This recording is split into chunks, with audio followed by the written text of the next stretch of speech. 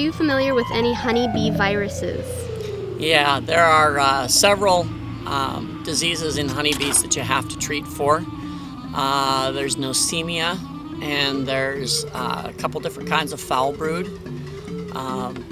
And it's like any other, it's like basically like any other livestock. You have to treat for different pests and diseases. There's also a couple of different kinds of mites that affect the honeybees that are parasitic mites. One's a tracheal mite that clogs up their breathing ways, and the other is called a varroa mite, which is a little bit like a tick on a bee, and it's external to How many bees they can weaken a bee. Reside in the combs on your farm? Ooh, it depends upon the season. There are fewer bees during the winter time than there are during the summer. They hit the peak of their population just before the nectar flow starts, so that they've got a lot of workers to put away honey. It can be anywhere from 40,000 bees in a colony to I think the upper number is 80 to 90,000 bees per colony, and we have two colonies. How much honey? So, How much honey would you say bees produce in a year? well, we just robbed from our hives, and we robbed about 5 gallons of honey out of the first hive, and a little over 4 gallons out of the second hive. So there's they figure about 60 pounds of honey per each box, and the shorter boxes are called supers, and the supers are where you rob your honey from. The larger boxes that you leave for the winter are called hive bodies, and they're on the bottom of the stack, and that's where the queen. What role does the Dana Science Department have with their honeybee hive? The Dana Science observation hive was kind of the brainchild of Tony Palmer. And Tony Palmer has been helping me. He did his senior biology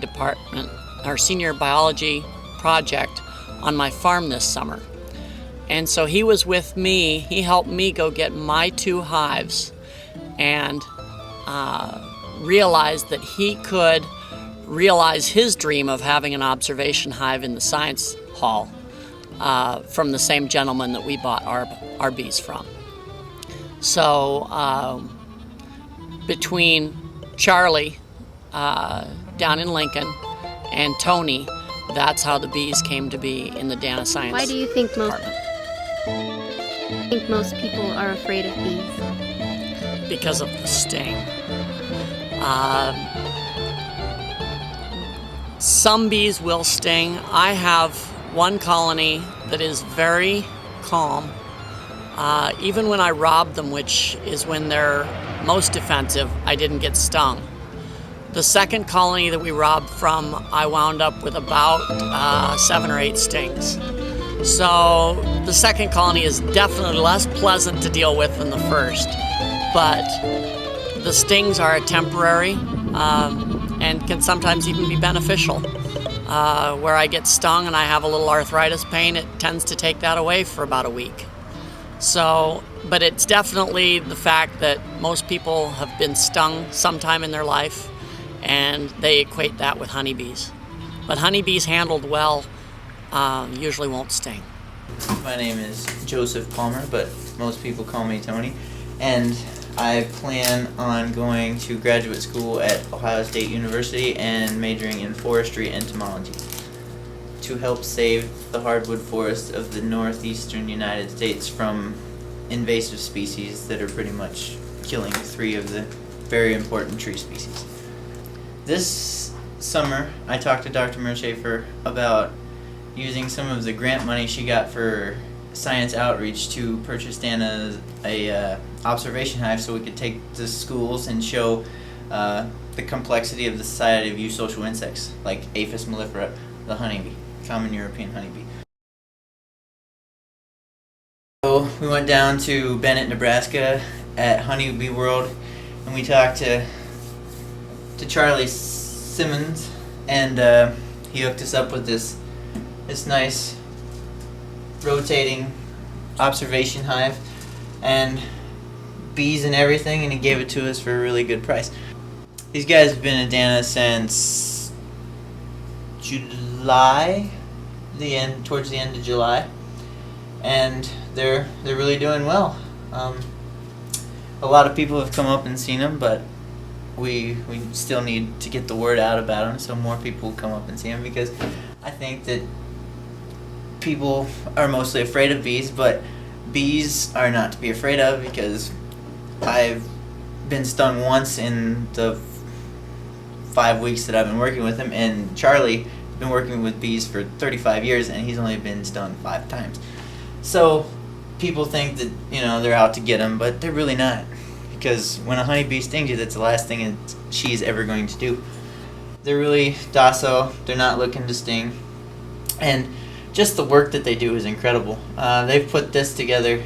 They had that comb all drawn out in a matter of half a week, and they're just sleeping right now, but during the day they're all over the place. You got to keep the dark back on them to resemble their natural hive environment that's dark. Here's our queen right here.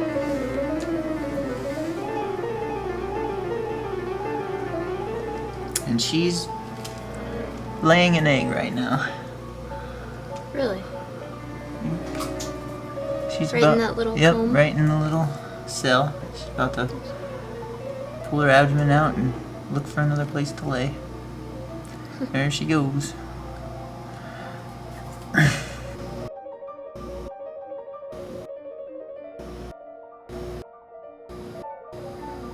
Right now we have a problem with their hive. What's that? One of the workers has started to rebel, and they're laying eggs, and if you turn over to the dark side, the one we keep dark all the time, there's cells that have 2 and 3 eggs in them, and it's not a good thing. This Saturday we're gonna take it outside and get rid of that. The field bees, they'll be able to find their way back. So there'll still be workers, and we'll keep the queen, and they'll keep doing what they're doing, but their numbers will be cut a little bit, which is good because it prevents swarming too.